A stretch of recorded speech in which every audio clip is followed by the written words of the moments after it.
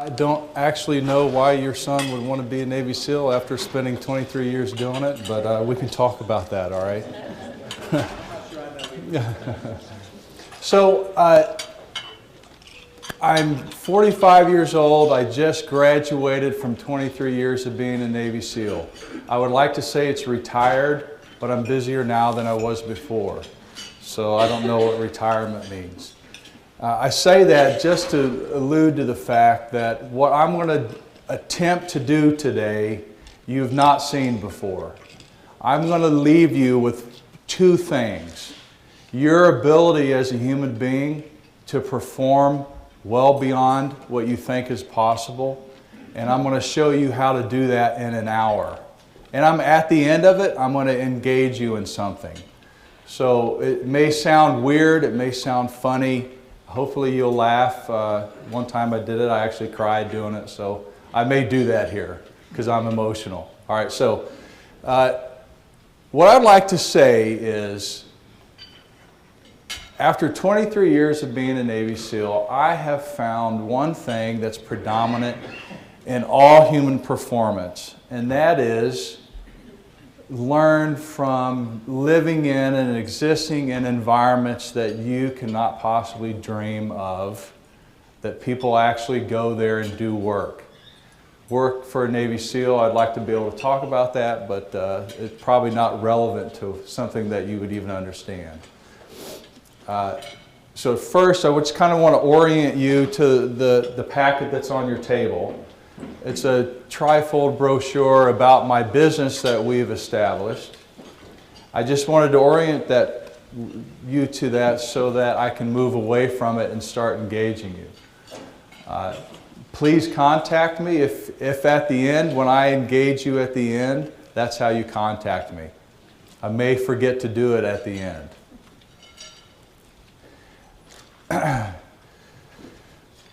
So I'll first start talking about the hero thing that happened in Huffington Post. So during the summer of 2009, I was called in as platoon chief to lead 22 other Navy SEALs back into Afghanistan because we'd actually been kicked out of Afghanistan after Red Wings, which is Lone Survivor. The movie Lone Survivor was an operation called Red Wings. I don't know what it means, it's just the name of the operation. SEALs did some damage to ourselves over there, and we actually ended up getting in a fight with some other military units, and we were removed from theater until 2009, where we were asked to come back because the danger in Afghanistan had gone up 3,000-fold as a metric. It was no longer safe for anybody in Afghanistan, even the Afghanis. So we were called back in there to go in and quell the rebellions that were happening all over the country. And one of the interesting metrics for success, which if you're not in a business, you're probably not in this room. So every business has a metric that they're trying to figure out that measures how much success they have. How many days you spend working on something and what's the profit? Probably. That's a good metric. SEALs don't work on the money profit. I wish that we did, but we don't. We work on capture and kill. That's our metric. So the general in charge of Afghanistan said, hey, we need, in short, I want you to capture and kill as many Taliban and capture as many drugs as possible in 6 months. And his metric was over 200 people. For us, that is one of the greatest metrics to give somebody. That's, we want you to sell 5 doors or whatever that you're trying to sell. It's a metric that you can get your teeth into, and that's what we train to do. So after 6 months, we were at 270. And I didn't get any of my guys killed, which to me was a bigger metric. So I was asked to go speak at Congress about what was effective about our deployment compared to other deployments, because I didn't get anybody killed. That's a big metric. That's not what we were asked to do. But that was what I thought was the predominant way to measure success in combat, is not dying. So I had to give 7-minute speeches to Congress. I'm already over 7 minutes right now, probably. I was unable to pass on any information to them, which now I realize why all the decisions in Washington are made. They're made in 7 minutes. 7 minutes is all you get. Our top admiral had 7 minutes. I just filled the space that he was left with or was given. But I won't get into politics because it won't lead us anywhere. So what I was then asked to do is go around and talk about or flesh out what I thought was important to be able to pass on to people. So this is the rest of the time here is I'm going to challenge you that at the end of this period of time that I get to speak with you, then the challenge is that you're better when you leave this room. I guarantee I'm going to say something in the next 45 minutes that will give you an aha moment, that will give you access to your own performance. And I'm telling you, nobody else can promise that, and I'm promising you that. Here's what I have found to be true about all performance on this planet, everywhere. Because humans are involved with this, here's why. Whatever you say to yourself, that's what you do. And nobody's teaching that anywhere. What we learned as SEALs, and your son hopefully will learn this, or he won't. So here's what we learn.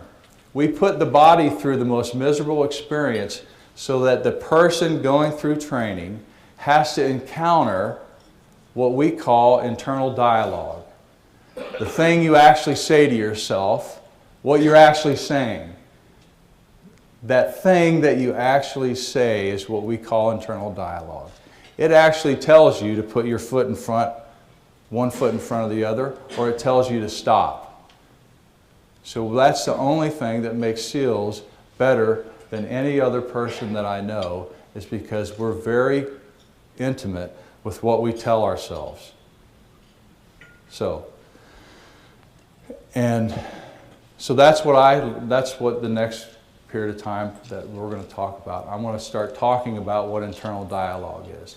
Internal dialogue actually drives human performance. I'm only interested in performance. How we get to performance is where everybody either fails or succeeds. What I know to be true is that for humans, if you don't master your internal dialogue, and I'm going to describe what internal dialogue is, you don't achieve performance, or you can't access your own performance. So here's what we did as a SEAL community. We went out and bought all the best gear known to man, hopefully to make our performance better. We've got the best guns, we got the best athletes, we have the best physical therapy on the planet. Because we went out and hired these people that were at the top of their game. So can you imagine, so here's my analogy as a company. If I was a company, prior to making all these adjustments, there was a number of people that successfully graduated training. There's a metric to that. Then we made all these adjustments. It cost us $10 million. What happened at the end of that? We made all these changes. What do you think happened at the end of that? We got better facilities. We got the best pre-training known. We hired Harvard and some other organizations to come in and try to help us weed out our problems so that we would have a better metric. And here's the metric that was before. 85% of the people who start fail. So we made all these adjustments. What happened at the end of that period of time? Same thing. We spent $10 million to make an adjustment to performance without understanding where performance came from. So what I started looking into when I was an instructor there in SEAL training was what is actually going on with the human being that 15% of these people make it through and 85% don't. And what happens with them, and let me tell you, has nothing to do with what your body looks like. It has nothing to do with who your mom and dad were. It has nothing to do with what your athletic performance was before you started. In the moment when things fall apart, so this is now translated to your business. Everything is great for a while. The conversation in the company is great, and then something fails. What happens in that moment? That's what we're interested in. And that's what I'm taking for granted, that's what everybody is interested in.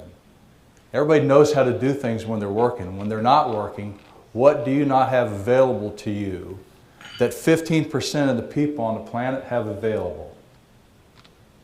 And I know there's people in the room that immediately know what I'm talking about. And let me take a step back. As you're thinking about what that thing is that happens to 15%, let me tell you another story. About 4 years ago, I met Jerry Barber, who's off to my left here. We're drinking a beer on a shooting range up in Chicago, which is where most great ideas come from. I'd been sharing with him that my wife had asked me to write a book. And I think that's a novel idea, but I had failed out of West Point in English. Not so novel an idea.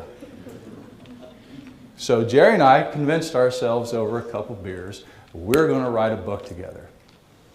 And the book just now came out. And it took 4 years to do. I say that because for somebody to overcome the failure of failing out of a school in English to sit down and write a book is the exact same thing that happens to 15% of the people.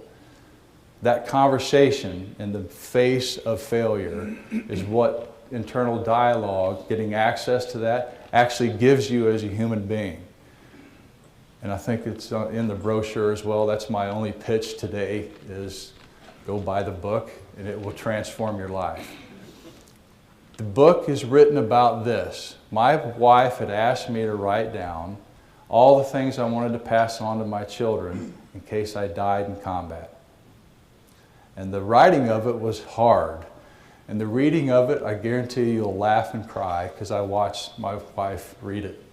And if you want to have an interesting read about what it's like to actually exist as a Navy SEAL and live that life, and what the family life's about. And there are 13 lessons that I wanted to pass on to my kids that in case I wasn't there to pass on, these are the lessons that will make you an adult. And they're pretty resounding lessons. And one of them is love.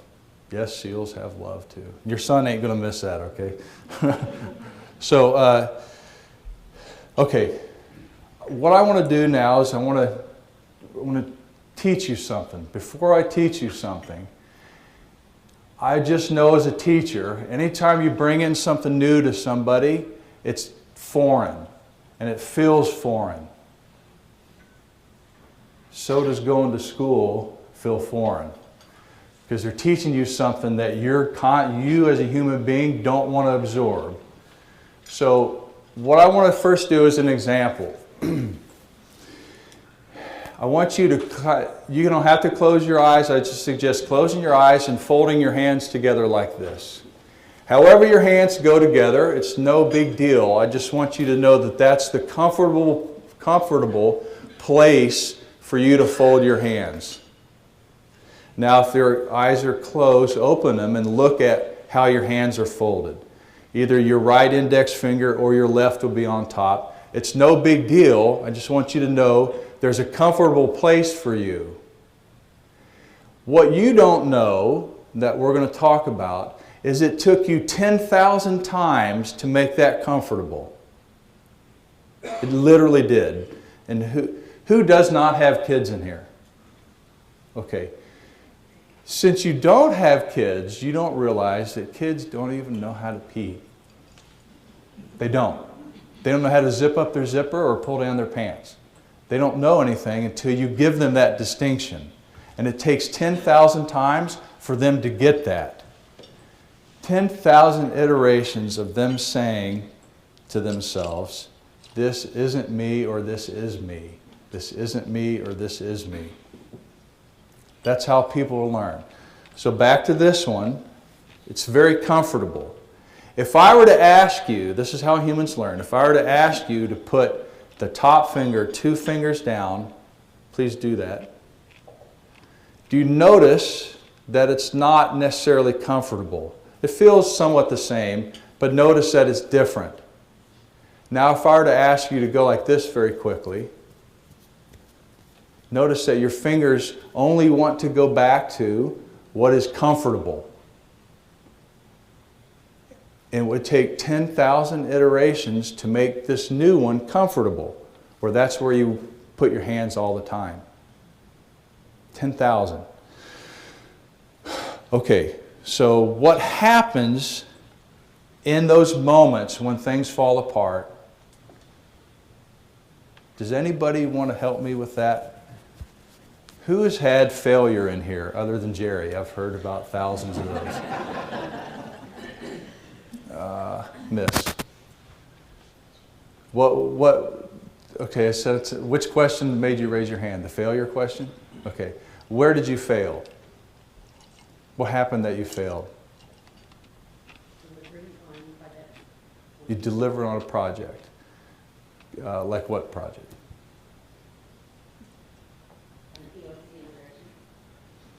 Okay, since I don't know that from third base. What is that? What is it? What failed?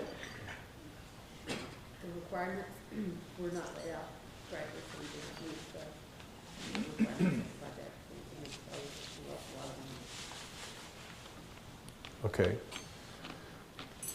So at some given time, just for reference to this, on Monday you had a project that had a Friday delivery date. And on Friday it wasn't delivered. Okay? So let me ask this question. What did you say to yourself about that on Friday? The things that I learned that I should have done differently. Okay. Should have filled the requirements, should have got better buy-in from the stakeholders. Okay, what did you say about the job on Monday? When you first committed to it, what did you say about it? We got this. Mm-hmm. What happened on Tuesday? Not so much. Didn't have it. It started falling apart. Mm-hmm. So in the face of it falling apart, notice that there was language there. You know what I mean? That the world shows up to humans like this. This is what most people don't grasp. 15% of the people in the world understand this. There's data. Data is not information. It's data. That's blue, that's brown, that's a glass, that's data. Has no meaning until what happens? How does data become information? Context. Until you give it context. Giving things context is another way of, what's another way of saying that? You give it value. You give it meaning. Humans give things meaning that don't necessarily mean that. You give things meaning that don't necessarily mean what you gave it. It's a weird way of saying that.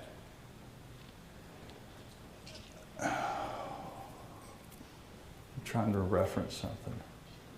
You being pretty, you being handsome is something that I give it. It's not that way until I give it that meaning. Things fail because you give it meaning and you stop. Most people don't live that. If you knew as a young kid, instead of 2 + 2 is 4, being the most prominent thing that you learn as a kid, that your internal dialogue drives your performance constantly. What you say to yourself about something drives it. If you learn that as a young age, what would be possible for you?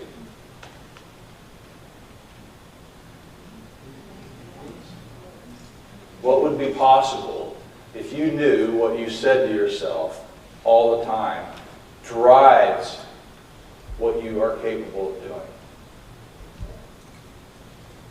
doing? Success would be an alternative, yes. So is failure. But you drive those things.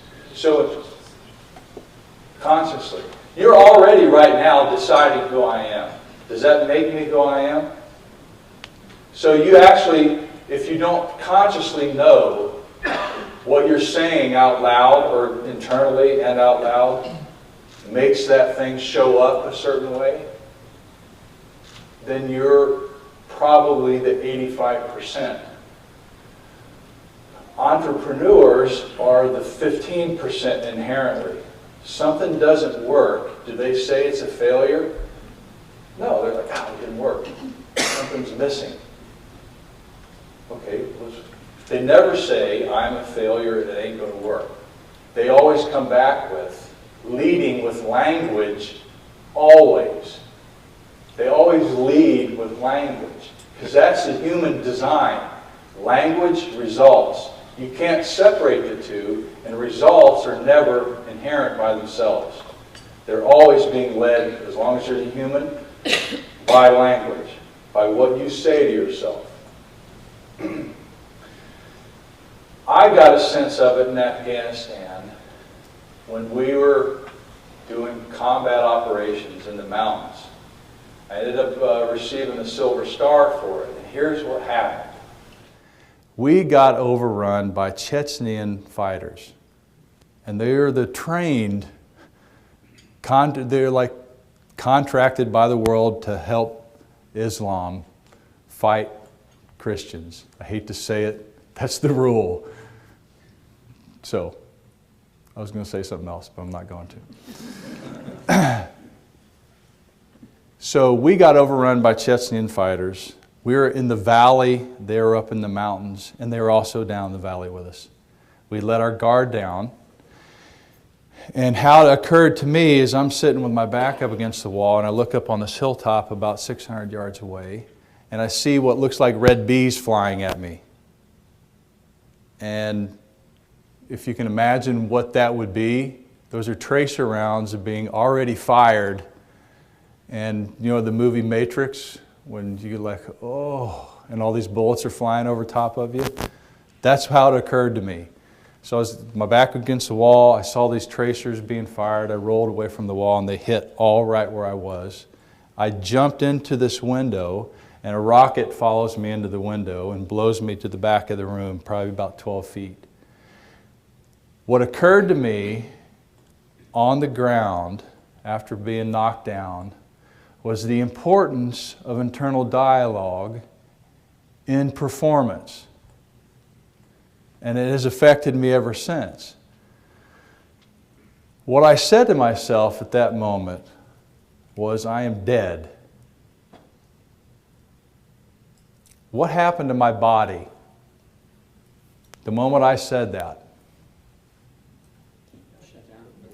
It can't do anything. Do you understand that? Your body can't do anything other than what you tell it to do. Everybody, all the time, has that possible for them. So for a miserable period of time there, and I can't tell you how long it was, it could have been 10 minutes, it could have been 30 seconds. I couldn't move, and all I could hear was, I'm dead. And then I remember my wife saying, don't be afraid to die, don't fear death, sorry. It makes you weak, and we need you to come back to us. The language shifted, and so did my body. In business, it's the same. There's no difference. I thought that there was a difference. I thought that combat operations were different than businesses. I thought that combat operations were different than relationships that you have at home. I thought that wealth and combat operations were different. There's language and there's action. When you learn language, when you lead with language, possibilities go like this in a half a second. So what happened is, I said I'm going to fight until I die, not that I am dead. So I immediately started getting in action, rallied the troops, and we survived. 45 minutes of fighting, we shot up all of our ammo, and none of us died, and we ended up killing 65 guys that were within 300 yards of us. 12 against 65. Tell me about what that language sounds like to you. Impossible. So I'm now playing with this concept called what's possible, what's impossible. When JFK said we're going to the moon, was that possible? Most of us were probably alive then. It was impossible.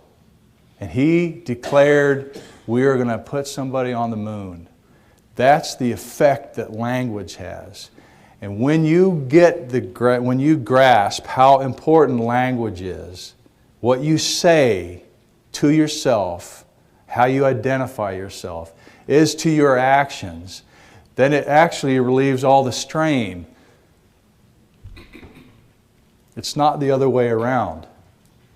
I know that most people in this room are performing at about 10% capacity. Here's why I know that to be true. I've seen SEALs go through training that thought that they were at 100%. And then you take them to 200%. And they're only operating at 10. You take them well past that. And you take them there with the access to language. You don't take them there because they're capable. You take them there because you kill off what doesn't work for them, and that's language. By making them encounter how miserable things are. And it's only miserable where? In the language that you use. So if that's what I've been doing for the past 2 years, is talking to businesses about that. And what I've seen is their performance goes from this weird curve like this to this. And they don't work. There's only 24 hours in a day. They immediately get access to what's working and what's not working in language. They precede everything with language. And that's hard to imagine sitting in a room. So I'm going to take you through a demonstration.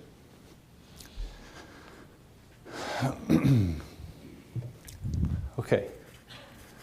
Jerry has seen this, and it has evolved since the last time he's seen it. Who cannot catch a ball very well and wants to have a breakthrough in catching a ball? Come on up.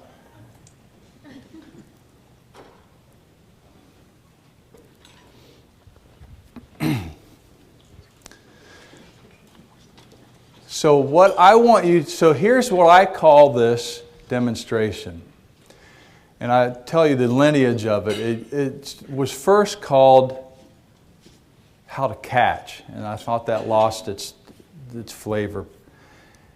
It's now called leadership because it's so relevant to every business that I've done it to, or with, if you will.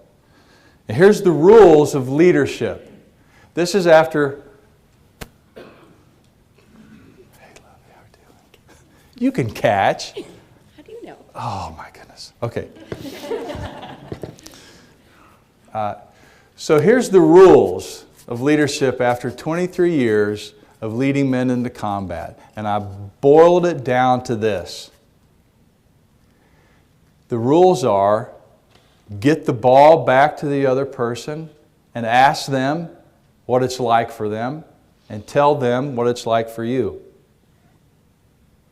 That's the rule of leadership. So the rule of this game, Wendy, is you can't catch? No, You don't think you can catch? Okay. So the rule is get the ball back to me and catch the ball and get it back to me. Okay. So the first phase of leadership in your company, in your life, in your organization, wherever, is that the first phase of it is very close and intimate. Everybody know that? That's why you have meetings. You have meetings because there's what going on there? There's language, but it's easier. Everybody notice that? It's easier to look at somebody and say, well, this is pretty easy. How's your day today? Because you're staying close and intimate, and you're not focused on all the things falling apart because you're there to help each other. So why can't you catch? What do you mean you don't know? I just can't. When did you discover that you can't catch? When I took a ball in the face. So she took a ball in the face. What age was it? 40? So did you catch before then? No, not really. So what happened before then? I avoided When did you avoided catching. it? When did you start avoiding it? Young. Do you notice that there's a language to it? That she is carrying with her throughout the ages. And I would suggest that she doesn't recognize that there's a language to it. She thinks that it's true. She is convinced that she cannot prior to doing it. That's how results die. Is when you're so clear that it's not possible because. Because is the worst word used in the English language, and why is the other one.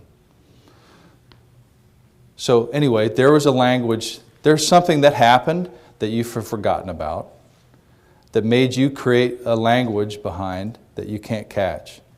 Okay? So in organizations or in relationships, the first phase is intimacy. In intimacy, what doesn't work? That's a question. Not rhetorical. What doesn't work when you're intimate? Huh? Negative stuff. When you're intimate, it's hard to be intimate and be negative. Yeah, everything works when you're intimate. What's not working here? Is anything not working here? Is it comfortable? Do you notice that you're actually passing the ball back and forth? Mm-hmm. And do I offend you or anything? Nope. So is this easy for you? Yes. Okay. So that's how you lead. How are things going for you? Having led men in combat, that's how you lead. All that other stuff is just an adjective of what leadership could possibly be. So phase 2 is when you create separation. You've had your meeting in the morning, and then they're in their workspaces.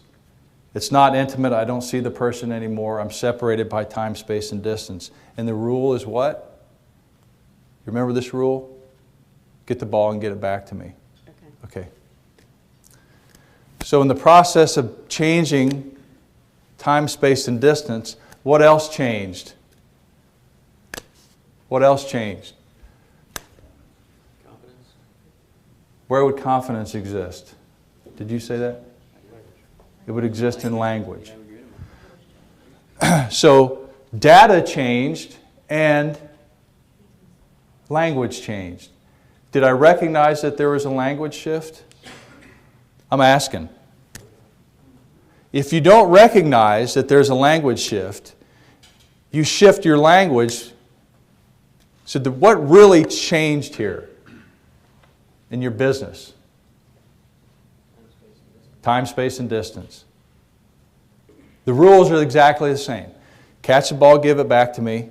What is it like for you? Is this more uncomfortable for you? Yes. It is? So in the use of language, are you using language or is it using you? It's using me. It's using you. It's the only thing you as a human being can control. Who thinks they can control anything else other than language? If you think there's something else you can control, I will be your salesman. I will stop doing this and I will work for you for the rest of my life. If you think there's something else you as a human being have any control over other than language, I don't think that there is. I'm not being confrontational. I've just never ever seen anything that I have any control over other than language. Okay. I wish there was. So this is phase 2. Only thing that shifted was time, space, and distance. And the language that I didn't know that I was having. She said it was harder. If she says it's harder, what gets harder? It gets harder. Or she could say, God, I love it when it's this far out. I don't have to, language doesn't need pre-existing things to be created. I don't have to be good at something to say that I'm good at something or say that I like it. That's why 85% of the people that I've seen try things that are hard fail is because they don't access language. They think, gosh, well, I'm trying this out. I'm trying to do something I'm not capable of doing because I think that I'm searching for my destiny. If you're searching for your destiny, who's going to tell you when you arrive there other than you? Do you notice that she's catching the ball? Is this a problem, catching or throwing with me? Am I making it too hard for you? Is that a problem? So you as your business owner, leader, you threw her a curveball. All you have to do is ask them how that was for them and be able to listen to that. Because what actually changed there?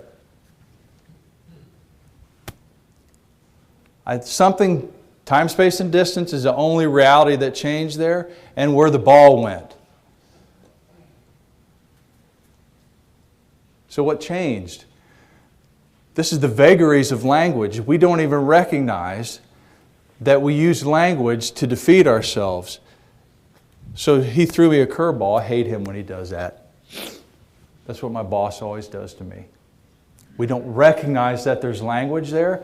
So if this language is unrecognized and it's going on over here, she doesn't perform because she believes that her boss is out to get her. She doesn't even know that it's her. She could say, I love my new boss just because I say so. I love my partner and they sometimes aren't good because I say so. When you have that kind of skill, imagine what's possible.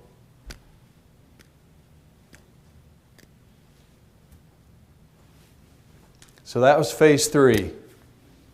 So phase 4, can you scoot back to the wall? So tell me what's different about this one. I don't think you can throw this one.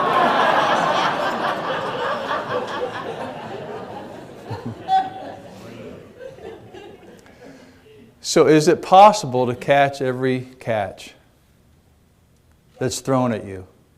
Yes, it's not down there. Well, why can't you catch it there? Because you have a predetermined notion about what the game is supposed to be, that you're supposed to be playing in, instead of going back to the rule of the game. Get the ball and get it back and tell them what it's like for you to be involved. That's really the game of life, that when you're successful, that's all you do all the time. Wow, that was a curveball. What was that like for you to have to spend 12 hours recovering from that? You know what I'm saying? When people engage you at that level, then you stay engaged. And you tell them what it's like. Okay? So is every ball catchable? Yes. It is?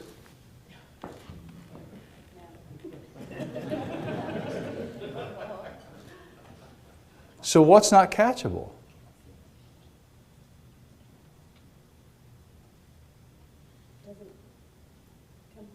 Okay, stay there for a second. Did anybody recognize what happened there? Can somebody share with me something relevant they got from that experience? Go ahead. I was going to say she didn't follow the rule. She didn't get the ball and get it back to you yet. Okay. She also didn't use language in the face of it falling apart. So what did you say about that ball? Do you know what you said about that? It's so unconscious that humans do this to themselves. They don't even know that they do it. What did you say about that ball? Since it's not in my already existing sphere where I'm comfortable, I'm not interested. How many people in this room live that life? That's why I say people live in 10%.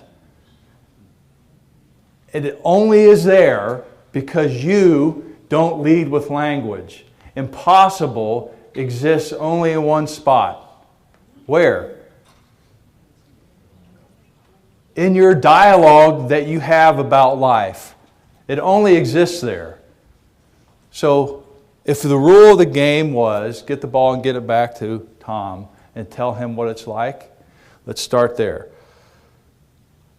Lead with language. So lead with the language of what it was like to catch that pass. That pass? Yeah.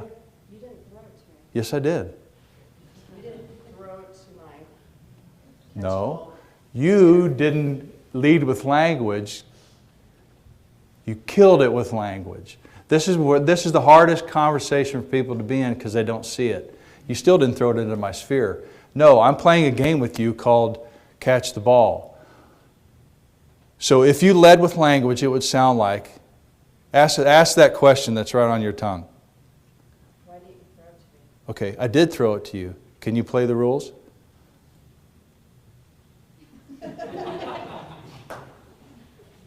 What's the rule? I have to catch the ball. No, get the ball and get it back to me. Okay. So how could you get this ball and get it back to me by not killing it off, which is what you did? So here's what happens with relationships, businesses, progress, performance, everything, is there's no action. There's still no action right now. Everybody notice that? There's no action. Where does no action live? No, I mean, where? I mean, what's the address of no action? It's in the language that she's having that she doesn't recognize that she's having. If you knew internal dialogue drives performance, and performance wasn't giving you what you were creating, you would create a new language, a new internal dialogue to give you access to performing. You wouldn't go, that's an impossible catch. Let me tell you something, it's impossible to shoot somebody at 1,200 yards when you're tired, from your point of view. From my point of view, it exists only in the internal dialogue that I have about it. And I've done that. It only exists there. It has to start there. So, if you were to create a new language for this impossible ball, what would it be? I'm going to catch it no matter what. Yeah, go ahead. Go get it. Yeah.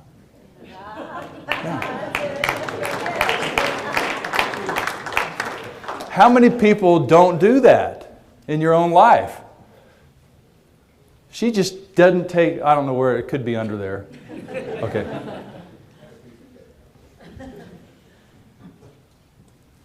Okay, that's it. Thank you, Leslie. Yeah, thank you. So how is that relevant? Who did not see their own life in that? Who didn't? Who said that was the dumbest thing I've ever seen? Oh. Tell me, does that show up at your business? Where sometimes even having meetings drive you crazy. Where do they drive you crazy? They drive you crazy because you don't create a new language for them, and the action out of those meetings is probably no action. Do you know what I mean by that?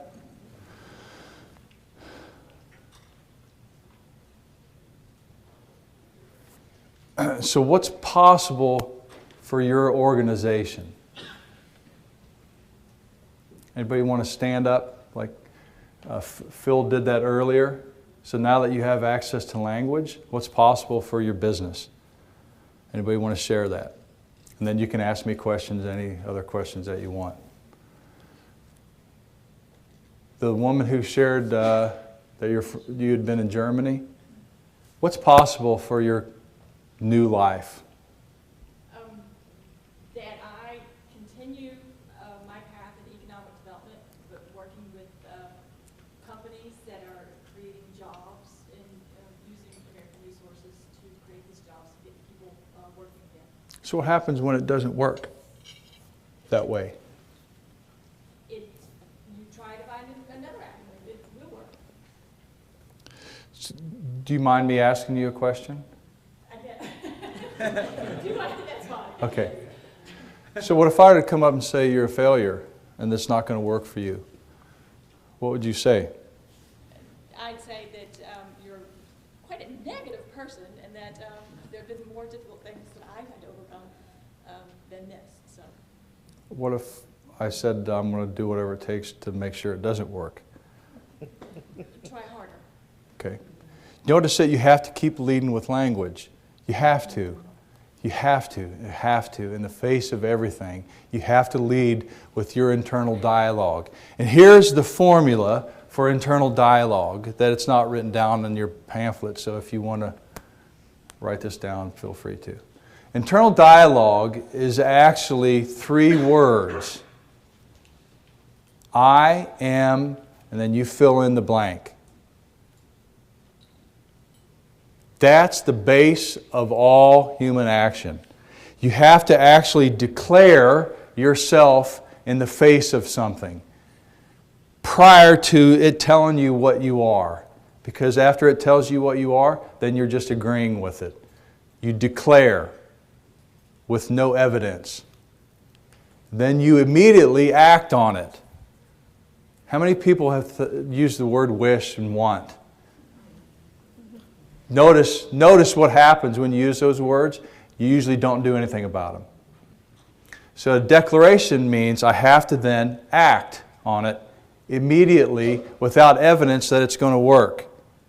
You have to go, I'm going to swim 100 or run 100 miles on a broken leg. I currently have a broken leg. You have to act.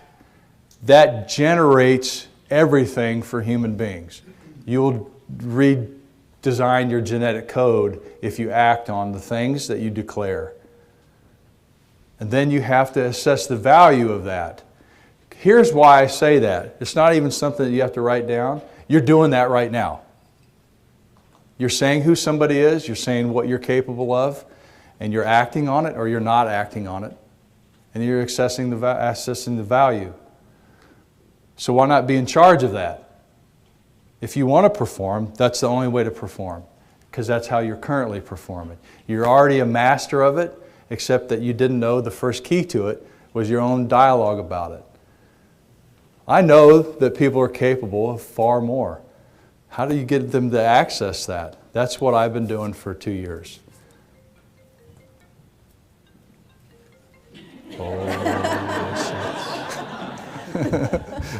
That was my time limit, probably. Okay, so that's my ask. I said I was going to ask something at the end of the conversation. If something moved you today, it could be anything. It could be something that moved you in regarding a relationship that you've not acted on, a physical thing that you've not acted on, a matter of making abundance or wealth. I ask that you act on it today. And if you want help acting on it, call me. Because I know that I can help that act. I can teach that. So, that being said, you actually probably came here to hear from a Navy SEAL and you just got bombarded with something else. So, the room is open and available to questions. I'm sure you have some. Yes, ma'am. What happens if your boss tells you, I'm not going to throw the ball back to you for 8 weeks? What's true about that?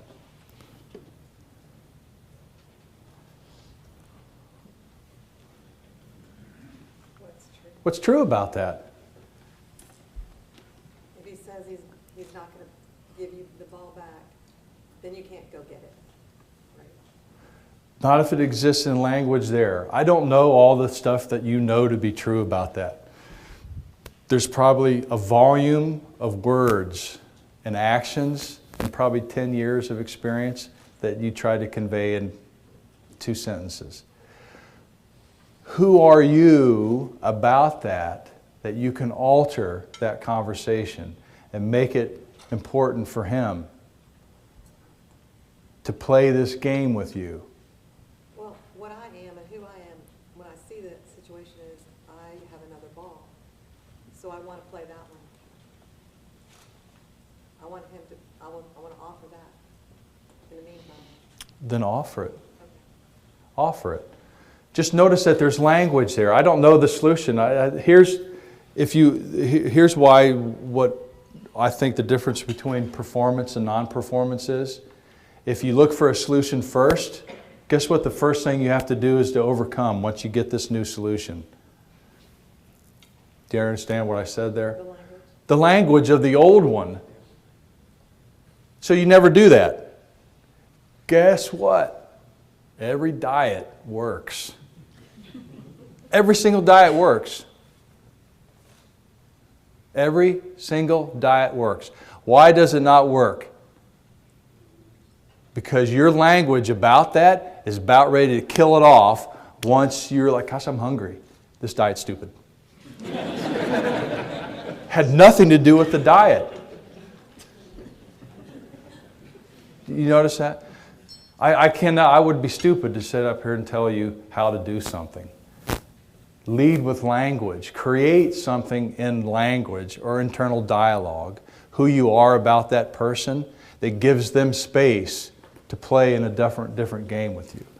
Your boss, let me tell you, and then talking to a bunch of CEOs, they miss the intimate engagement of phase 1 because they feel like they're always out there in phase 2 throwing you balls. Gosh, why is this idiot not picking this up? They lost intimacy years ago because they're responsible for everything. They want it, they just don't know how to get it anymore because they don't have access to language. When you give a CEO access to language, the business goes poof the next morning. Because when their language shifts, yours does. They call you up on the phone, gosh, I'm sorry about that. I've let you down for the past 8 weeks. And then it shifts like that. You ever notice that? So, that was a weird question. Thank you. Anybody else have another one? If you have any SEAL questions, people in the back, sorry I didn't get to you. It was kind of crowded. You guys came here to hear from Navy SEAL, so that may be more pertinent. Yeah. I don't have a question, I just have a statement with the ball situation. It's like she was paying attention to the action and not the goal. You repeated the goal and the objective, but in paying attention to that action, that part went past, you know? Do you notice that you people around you do that a lot? They lose oversight to what's the context in which you're operating, either in a relationship or a business. Like the CEO doesn't look at the same things that the worker's looking at. So good leadership, which is what you're probably all interested in, is always bringing them back to the context in which the company exists. I'm telling you what, you probably would know this, making money is the second thing that a company is interested in. It's not the first. When companies start making money, they're pretty much on this 10% only for the rest of their existence, because they can't overcome it. It's weird. Anyway, we could do that later. Sorry. Man, someone else had a question? Yes. I wanted to ask if, just about you, how was your transition into the civilian life? Has it been difficult for you? Were you looking forward to it, or? I think that's the funniest question. So I was, after 2009, where's Phil? Do I have enough time? Okay. So I led a platoon of SEALs in 2009 to Afghanistan. When I came back, I took over our sniper course. And I led that course for 2 years, and then my last job was I took over research and development, which was the closest I could come to getting some kind of business acumen on how the operator point of view is, and the civilian community, what they look at technology. And I chaired 8 different boards on technological development. And here's what I learned to do. Champion the other person's cause. I know what I want, but it was limited to the small level of experiences that I had, even though there was 2,000 hours of combat in that experience. It was limited. So I brought everybody together, which I thought was a lot harder than leading men in combat. Was getting engineers and salespeople and SEALs in the same room to speak English together. It was very difficult. So the transition, we'd been transitioning. I would say SEALs are the best transition specialists in the world, because you have to immediately move on from your last experience. Always. That's over. The next hardest thing is the next thing that you're doing. So you're always transitioning. It's very difficult on the family to live that way. My wife likes to tell me I was gone 220 days a year for 23 years. And I did get a divorce in there, so I knocked that one out. So transition's always available and always hard, and it has to come from language. It has to come from, it doesn't matter that we're separated by 3,000 miles, I love you and I'm going to reach out to you. And I'm very connected with you, and I have to create that in language. Even from combat, I have to be reaching out in language to my family. Or I could say my family doesn't matter. Here's what happens with SEALs that say that. We send them home, because they lose any ability to interact with anybody, because they shut down. Not a way to be very combat effective, or even to being a good person when you shut down. So I'm busy, yes. I got a couple questions to kind of get us here towards the end. For you, what was that 1,200-yard shot, you're tired, what is the right internal dialogue for you at that moment? What are you saying? It's counter to everything that the moment is telling you. It was 120 degrees, exhausting. I'd about gotten run over by a helo. When it landed, I fell off and it landed on top of me. It was shearing me. I thought I was going to get pushed off. So all the conditions, all the data is telling you this isn't the right place to be. You're going to die. You're never going to see your family again. So what you have to do is put something powerful in that is exactly the opposite. I belong here. I was meant to be here. I'm effective. I can do this. It's possible. 1,200 yards, 10-mile-an-hour wind. I got 2 seconds to shoot the guy. In hindsight, I don't think it's possible. In the moment, it's very possible. Even when I look back at it mathematically, I'm like, how did I make that shot? It was even the wrong hold. So in the moment is where greatness happens, but it has to be preceded with, I am meant to be here. This is who I am. And these guys around me, I love them, and they're the greatest guys on the planet. And sometimes you have to do the other side. We're here to kill these guys. That's our job. And it has to be language there.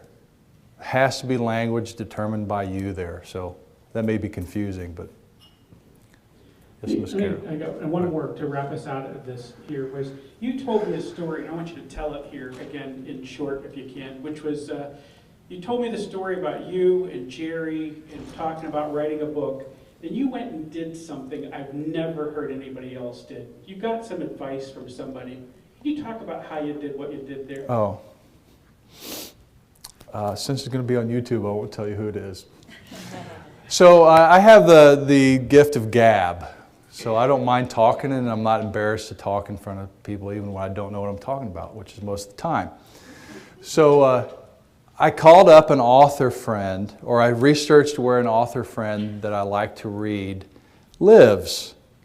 And I showed up at his door, unannounced, very renowned guy. And I told him who I was. And oddly enough, for some reason, people let Navy SEALs in their house. So we talked for about half an hour, and what he said to me, I asked him a question. I said, you know, I'm trying to write a book, and I failed out of West Point. And you know what he said? You know what writers do? They write. Just write. Just keep writing. And I'm like, what an awesome language.